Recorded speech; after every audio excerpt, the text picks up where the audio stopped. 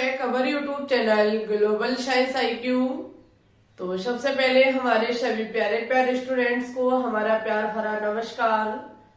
आज हम आपके लिए क्लास 12 सेकंड चैप्टर विलियन का पार्ट सेकंड लेकर के आए हैं, जिसमें बात करेंगे विलियन के प्रकार पर और हेनरी के नियम से संबंधित गैस की द्रव्य विलेयता पर। ठीक है, आज की ये क्लास आपके आने वाले सभी वनडे एग्जाम के लिए बहुत ज्यादा कीमती होने वाली है। और आज की क्लास अगर आप अच्छे से देख लेते हैं तो नेक्स्ट पार्ट में हम कराएंगे हेनरी का नियम, तो वो आपको तभी समझ में आएगा जब आज की क्लास आप अच्छे से देख लेंगे। ठीक है, सभी विद्यार्थी कॉपी पेन को उठा लेंगे और इसके पार्ट 1 विलियन का जो पार्ट 1 था वो हमने 2 घंटे की क्लास आपको दी है, जिसमें सांद्रता के जितने भी पद हैं सभी हमने कराई है। मोलरता, मोललता, नॉर्मलता, मोल प्रभाज, द्रव्यमान, आयतन प्रतिशत, यानी कि हर एक चीज हमने उस 2 घंटे की क्लास में प्रोवाइड कराई है। जिन विद्यार्थियों ने नहीं देखी है जाइए प्लेलिस्ट में और जरूर से देख लीजिए। ठीक है, चलिए उठा लीजिए कॉपी पेन। सबसे पहले हम बात करेंगे विलियन के प्रकार पर। हेडिंग लगाएंगे सभी विद्यार्थी विलियन के प्रकार। सारी चीजें पहले हम यहाँ नोट डाउन करेंगे क्योंकि बहुत सारा डाटा है, तो एक बार यहाँ सारा नोट डाउन कर लेते, लिखेंगे समझाएंगे तो टाइम बर्बाद होगा। ठीक है, तो हेडिंग लगाइए विलियन के प्रकार। तो अब हम देखेंगे विलियन के प्रकार। सबसे पहले जो हम विलियन के प्रकार देखेंगे वो देखेंगे अवयवों की मात्रा के आधार पर। किसके आधार पर? अवयवों की मात्रा के आधार पर। देखो, अगर हम अवयवों की मात्रा के आधार पर विलियन का पहला टाइप देखेंगे तनु या सांद्र विलियन। तनु विलियन क्या होता है? वो है विलियन जिसकी इकाई आयतन में विलेय की सांद्रता कम होती है, तनु विलियन कहलाता है। वो है विलियन जिसके इकाई आयतन में विलेय की सांद्रता अधिक होती है, सांद्र विलियन कहलाता है। देखो, कोई भी विलियन जो होता है वो विलेय और विलायक से मिलकर के बना होता है। ठीक है, ऐसा विलियन जिसमें विलेय की मात्रा कम घुली हुई है तो वो हमारा तनु विलियन होगा। और ऐसा कोई विलियन जिसमें विलेय की मात्रा या फिर विलेय की सांद्रता अधिकतम है तो वो हमारा सांद्र विलियन होगा। हाँ, वनडे एग्जाम में जैसे यहाँ से क्वेश्चंस पूछा जाता है तो माइंड में एक इमेज बना लीजिए। तनु का मतलब होता है पतला और सांद्र का मतलब होता है गाढ़ा। जैसे कि पानी में हम चीनी को मिला रही है, अगर हम चीनी की मात्रा कम रखेंगे तो पानी हमारा कैसा रहेगा? तड़ रहेगा, पतला रहेगा। अगर हम पानी में बहुत ज्यादा चीनी मिला रहे हैं तो वो पानी और चीनी का घोल कैसा हो जाएगा? गाढ़ा हो जाएगा। ठीक है, तो ये हो जाएगा हमारा सांद्र विलियन। जो विलियन हमारा पतला होता है या जिसमें विलेय की सांद्रता कम घुली होती है वो तनु विलियन होता है। और ऐसा विलियन जिसमें विलेय की सांद्रता अधिकतम घुली होती है वो हमारा सांद्र विलियन होता है। ठीक है, आगे है संतृप्त अथवा असंतृप्त विलियन, यानी कि सैचुरेटेड और अनसैचुरेटेड विलियन। स्थिर ताप पर वह विलियन जिसमें विलेय की अधिकतम संभव मात्रा घुली हो संतृप्त मात्रा कहलाती है। और वह विलियन जिसमें विलेय की मात्रा संतृप्त विलियन के लिए आवश्यक मात्रा से कम होती है, असंतृप्त विलियन कहलाता है। ऐसा विलियन स्थिर तापमान पर, एकदम स्थिर तापमान पर कोई ऐसा पदार्थ जिसमें हम विलेय की संभव मात्रा घोल सके, इससे ज्यादा हम उसमें विलेय की मात्रा को ना घोल सके तो ये होता है संतृप्त विलियन। जिसे और ज्यादा तृप्त नहीं किया जा सकता, संतृप्त विलियन कहलाता है। और असंतृप्त विलियन वही होता है जिसमें विलेय की आवश्यक मात्रा जो हमारी है संतृप्त विलियन में उससे कम घोली जा सके, जितनी हमें चाहिए उससे कम ही हम घोल पा रहे हैं तो वो होता है हमारा असंतृप्त विलियन। ठीक है, स्थिर ताप पर वह विलियन जिसमें विलेय की अधिकतम संभव मात्रा घुली हो संतृप्त विलयन कहलाता है, संतृप्त मात्रा कहलाती है। और वह विलयन जिसमें विलय की मात्रा संतृप्त विलयन के लिए जितनी चाहिए उससे कम घुली हुई है तो हमारा असंतृप्त विलयन कहलाता है। आगे है सुपर सैचुरेटेड सॉल्यूशन यानी कि अति संतृप्त विलयन। स्थिर ताप पर जब किसी विलयन में विलय की मात्रा संतृप्त विलयन से अधिक हो तो उसे विलयन को अति संतृप्त विलयन कहते हैं। देखिए, अगर आवश्यकता से अधिक घुल जाए तो वो होता है सुपर सैचुरेटेड सॉल्यूशन यानी कि अति संतृप्त विलयन। जितनी चाहिए संभव मात्रा ही घोली जा सकती है किसी स्थिर एक निश्चित तापमान पर तो संतृप्त, आवश्यकता से कम घोली जा सकती है असंतृप्त, और आवश्यकता से ज्यादा घोली जा सकती है अति संतृप्त विलयन कहलाता है। ठीक है, ये था हमारे अवयवों की मात्रा के आधार पर विलयन का प्रकार। अब हम देखेंगे विलायकों की प्रावस्था के आधार पर। किसके आधार पर? विलायकों की प्रावस्था के आधार पर विलयन को 3 भागों में बांटा गया है, गैसीय विलयन, द्रवीय विलयन और ठोस विलयन। इसमें जो आपके लिए कीमती है वो है द्रवीय विलयन। अगर आप द्रवीय विलयन समझ जाते हैं तो हेनरी का नियम आपके लिए आसान हो जाएगा। ठीक है, क्योंकि हेनरी के नियम के लिए आपको द्रवीय विलयन पता होना चाहिए। देखिए, गैसीय विलयन वह विलयन जिसमें विलायक गैसीय अवस्था में होता है, गैसीय विलयन कहलाते हैं। इसमें विलय पदार्थ गैस, द्रव, ठोस हो सकता है। देखिए, गैसीय विलयन वह होता है जिसमें विलायक का मतलब है कि कोई ऐसा पदार्थ जिसमें हम किसी पदार्थ को घोलेंगे। तो विलायक हमारा गैसीय अवस्था में होना चाहिए और विलय चाहे गैस हो, चाहे द्रव हो, चाहे ठोस हो। जो घोलेंगे वो चाहे गैस हो, चाहे द्रव हो, चाहे ठोस हो, इससे फर्क नहीं पड़ता और यह हमारा गैसीय विलयन कहलाता है। ठीक है, जिसमें ऐसा कोई विलयन जिसमें गैस हमारी विलायक होती है और आपका जो विलय है वो गैस, ठोस या द्रव किसी भी अवस्था में हो सकता है। आगे देखेंगे द्रवीय विलयन। द्रवीय विलयन इस प्रकार के विलयन में विलायक पदार्थ द्रव में होता है। विलायक पदार्थ जो है वो किस में होगा? द्रव में होगा। अच्छा, हमने कल के लेक्चर में भी आपको बताया था कि जब हम कोई विलयन बनाते हैं विलय और विलायक से मिला करके तो बढ़ने वाला विलयन जिसकी विशेषताएं दिखा दे, जिसके गुण आपके सामने रख दे, बस वही हमारा विलायक होता है। ठीक है, जबकि विलय पदार्थ द्रव, गैस अथवा ठोस हो सकता है।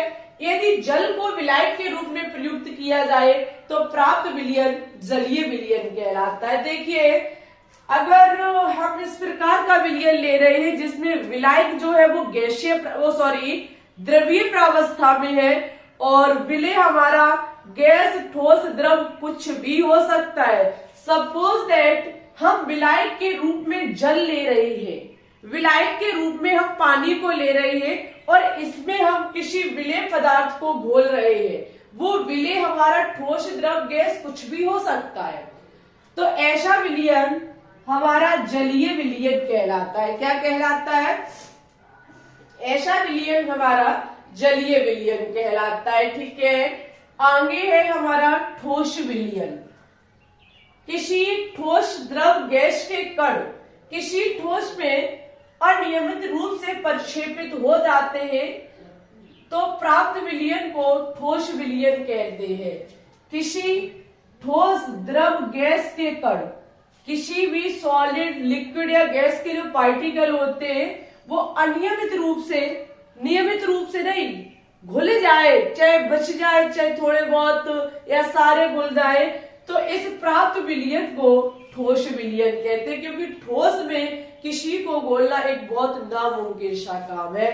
तो नियमित रूप से नहीं, अनियमित रूप से शायद प्रक्षेपित किया जा सके तो इसे कहा जाता है ठोस विलयन। ठीक है, ये था भाई साहब विलयन के प्रकार, जहां पर हमने आपको अवयवी कणों के आधार पर और विलायकों की प्रावस्था के आधार पर समझाया कि विलयन क्या होता है। ठीक है, अब बात करेंगे विलेयता पर। किसको देखेंगे?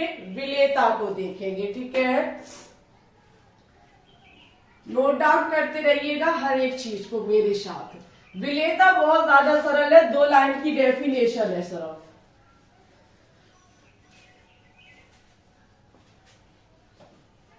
लगाइए हेडिंग विलेयता। किसको देखेंगे? विलेयता को देखेंगे।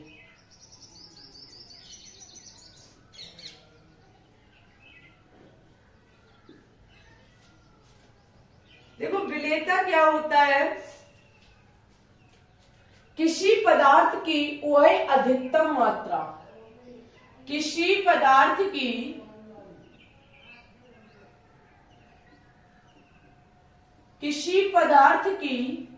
वह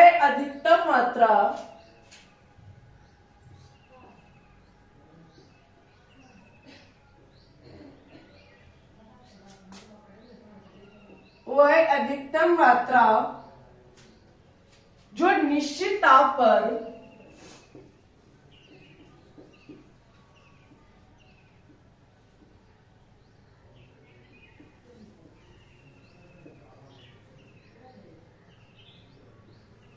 जो निश्चित ताप पर 100 ग्राम विलायक में घुल 100 ग्राम विलायक में 100 ग्राम विलायक में घुल जाती है,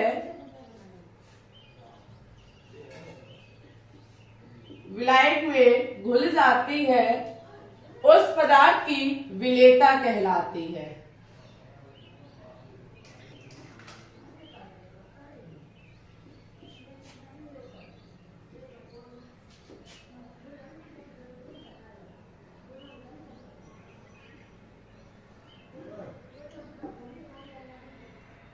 देखिए विलेयता क्या होती है? किसी पदार्थ की वही अधिकतम मात्रा।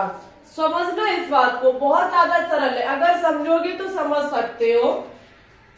किसी पदार्थ की वही अधिकतम मात्रा जो निश्चित ताप पर, टेम्परेचर जो होना चाहिए, तापमान जो होना चाहिए वो निश्चित। माना कि हम एक रूम के टेम्परेचर पर ये काम करेंगे। ठीक है, एक रूम के टेम्परेचर पर हम क्या काम करेंगे? 100 ग्राम विलायक में, 100 ग्राम विलायक में किसी विलेय पदार्थ को घोलेंगे रूम के टेम्परेचर पर। तो जब हम उसे घोलेंगे तो वही टेम्परेचर उस विलयन का रहेगा जो हमारा रूम का टेम्परेचर है। तो किसी पदार्थ की वह अधिकतम मात्रा, वह संभव मात्रा जो 100 ग्राम विलायक में घोली जा सकती है, उसे ही विलेयता कहलाते हैं। निश्चित तापमान पर 100 ग्राम विलायक में जितना कोई पदार्थ घोला जा सकता है उसे ही विलेयता कहते हैं। ठीक है, बहुत ज्यादा सरल है विलेयता। बस किसी निश्चित तापमान पर ये कारनामा किया जाएगा और 100 ग्राम विलायक में अधिकतम जितना विलेय घोला जा सकता है उसे ही हम विलेयता कहते हैं। ठीक है, 1 मिनट का काम है। सभी विद्यार्थी देखेंगे गैसों की द्रव में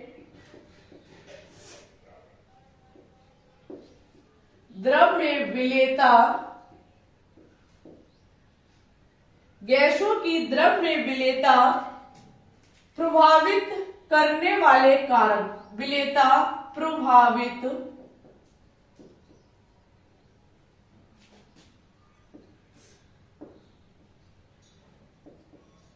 करने वाले कारक।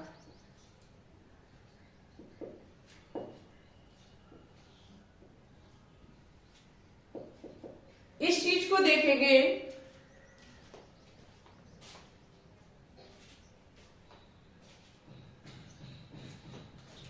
देखो अगर हम यहां पे बात करेंगे, आपने अभी देखा कि द्रव में हम गैस को घोल सकते हैं, किसी ठोस को घोल सकते हैं और किसी द्रव में द्रव को भी घोल सकते हैं। ठीक है, तो ये हमारा द्रव्य अध्रुवीय विलयन कहलाता है। हम देखेंगे कि द्रव में जब हम गैसों को बोलते हैं तो इससे संबंधित कुछ इंपॉर्टेंट कारक है, उनके बारे में सीख ले, क्योंकि वनडे एग्जाम जब हेनरी का नियम आपसे पूछेगा तो वो द्रवीय विलयन पर ही आधारित होता है। सबसे पहला पॉइंट कि क्या किसी द्रव में गैस को घोला जा सकता है, तो बिल्कुल घोला जा सकता है। कैसे घोला जा सकता है, सभी को पता होना चाहिए कि जो आपकी मछलियां होती है वो किस में रहती हैं, पानी में रहती हैं। अच्छा, वो सांस कहाँ से लेती हैं, पानी में से ही तो लेती हैं। तो अगर उसमें गैसें नहीं होगी तो मछली जीवित कैसे रहती है। तो जहां से पता चलता है कि पानी में गैस को घोला जा सकता है। ठीक है, घोला जा नहीं सकता है, घुल जाती है। अगर घुलती नहीं तो मछली पानी से सांस कहां से लेती, गैस उसे कहां से मिलती। तो यहां से पता चलता है कि हाँ, उसमें ऐसा हो सकता है। अच्छा, अब हम देखेंगे कि गैसों की द्रव में विलेयता प्रभावित करने वाले कारक कौन कौन से। पहला है विलायक की प्रकृति। हेडिंग लगाएंगे, विलायक की प्रकृति।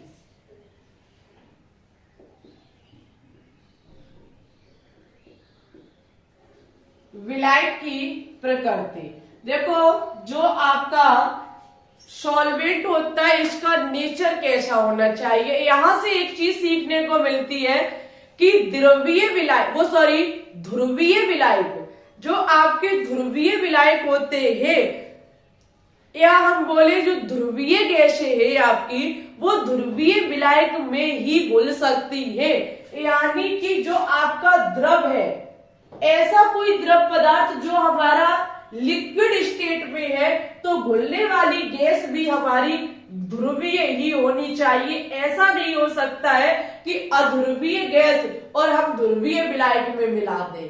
विलायक के रूप में यहाँ क्या है, द्रव है, और विलेय के रूप में हमारी गैस है। माना कि हम यहाँ पर कोई ध्रुवीय विलायक लेते, अध्रुवीय विलेय को घोलते, अध्रुवीय गैस को घोलते, तो ये नहीं हो सकता है। यहाँ पर इसका पहला कारक विलायक की प्रकृति कहती है कि ध्रुवीय गैस से ध्रुवीय विलायकों में, ध्रुवीय गैस से ध्रुवीय विलायकों में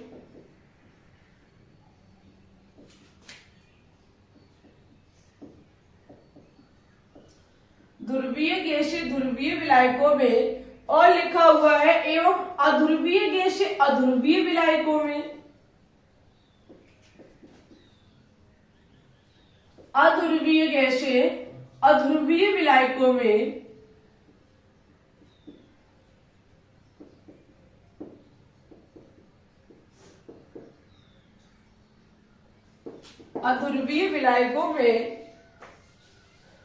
विलायकों में अधिक घुलनशील होती है।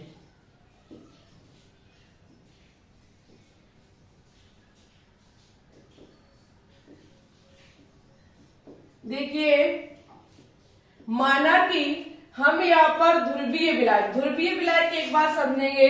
सपोज दैट हमारा NaCl है, इसमें प्लस होता है और इस पर माइनस होता है। जिसमें प्लस माइनस होते हैं वो ही हमारा ध्रुवीय कहलाता है। ठीक है, माना कि हम जल को ले ले, जल आपका होता है H2O। इस प्रकार से हम अगर जल की संरचना को बना ले तो सभी को पता है ऑक्सीजन पार्शियल निगेटिव होता है और हाइड्रोजन पार्शियल पॉजिटिव होती है।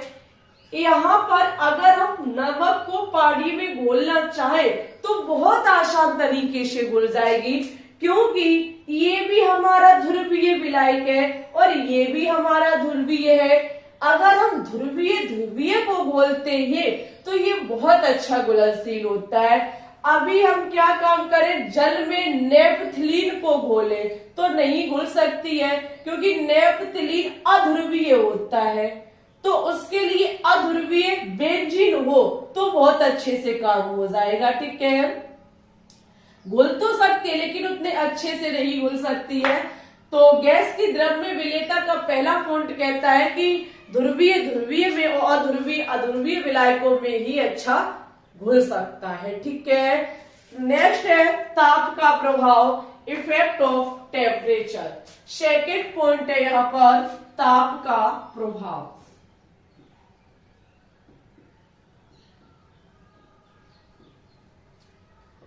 ताप का प्रभाव क्या होता है?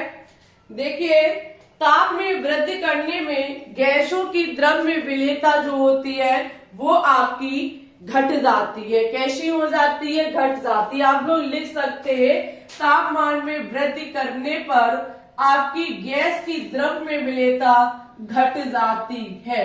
अच्छा, क्यों घट जाती है? क्योंकि ये एक ऊष्माक्षेपी अभिक्रिया होती है। यह एक ऊष्माक्षेपी प्रक्रम है। कैसा प्रक्रम है? ऊष्माक्षेपी प्रक्रम है। ऊष्माक्षेपी प्रक्रम क्यों है? क्योंकि यहां से ऊष्मा जो होती है वो बाहर निकलती है। किसी द्रव को किसी गैस में किसी द्रव में अगर हम किसी गैस को मिलाते हैं तो ये चीज निश्चित है कि वहां से गैस बाहर निकलेगी। जब वहां से गैस नहीं, ऊष्मा बाहर निकलेगी, हीट बाहर निकलेगी, और जब ऊष्मा बाहर निकलेगी तो यह अभिक्रिया हमारी ऊष्माक्षेपी अभिक्रिया कहलाएगी। हाँ, अगर ऊष्मा इसमें ग्रहण की जाती तो ये अभिक्रिया हमारी ऊष्मा शोषी अभिक्रिया कहलाती। ठीक है, चलिए लास्ट पॉइंट देखेंगे, दाब का प्रभाव, इफेक्ट ऑफ प्रेशर। दाब का प्रभाव क्या पड़ता है? अगर हम दाब के प्रभाव की बात करें तो दाब का प्रभाव यहाँ पर बहुत ज्यादा महत्वपूर्ण है, क्योंकि अगर दाब का प्रभाव अगर आपको पता है घटता या बढ़ता है तो ही आप हेनरी का नियम सीख पाएंगे। दाब का प्रभाव जो होता है यहाँ पर गैस की द्रव में विलेयता पर दाब का इफेक्ट बहुत ज्यादा महत्वपूर्ण है, बहुत ज्यादा पड़ता भी है। जैसे कि आपने सोडा की बोतल को तो देखा ही होगा। अरे सोडा की बोतल तो सभी ने ही देखी होगी, जिसमें बीच में कंचा फंसा होता है। अगर हम इसमें दाब के प्रभाव को देखें तो गैस की द्रव में विलेयता पर दाब बढ़ाने पर विलेयता बढ़ जाती है।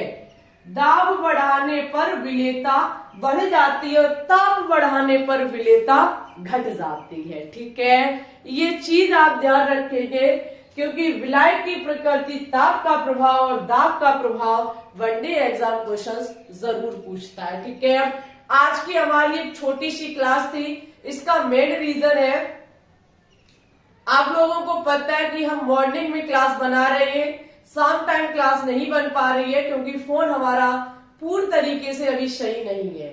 और सभी को पता है कि अगर 10 बजने के बाद बहुत ज्यादा गर्मी हो जाती है, मेरा फोन बहुत ज्यादा गर्म हो जाता है। ठीक है, जिसके चलते हम शाम टाइम वीडियो किसी कीमत पे नहीं बनाएंगे, सिर्फ मॉर्निंग क्लास बनाएंगे। और आज थोड़ा बनाते बनाते लेट हो गए, जागने में थोड़े लेट हो गए, रियल बात तो ये है। ठीक है, अब वैसे तो हम यहाँ हेनरी का नियम करा देते, लेकिन वो आधा हो पाएगा, समय बहुत ज्यादा हो चुका है।